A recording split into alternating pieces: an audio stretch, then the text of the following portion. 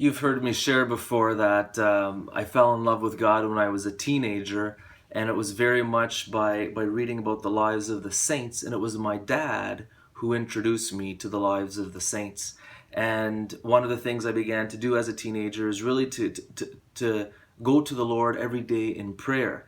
And I experienced just a real you could say honeymoon of my faith, a real a springtime where I just felt the presence of God in prayer, the joy, the peace, all of those wonderful things.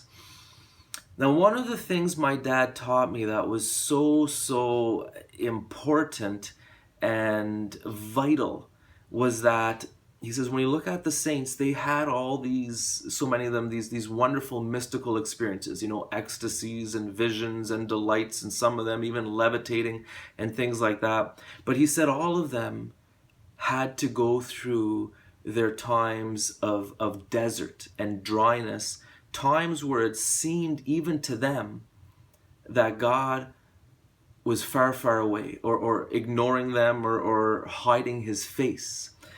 And he explained to me, he said, these times of desolation, of dryness, of desert are not only part of the journey, but they're necessary and they're good.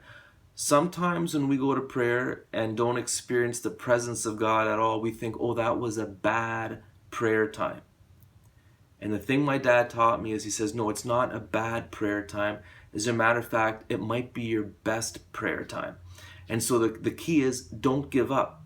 And a lot of people do. A lot of people, when they have 1 or 2 days where the prayer is dry, they don't feel God's presence, they say, forget it. And that's tragic. Now, I want to read to you from Psalm 30, beginning in verse 7. The psalmist says, I once said, I shall never be shaken.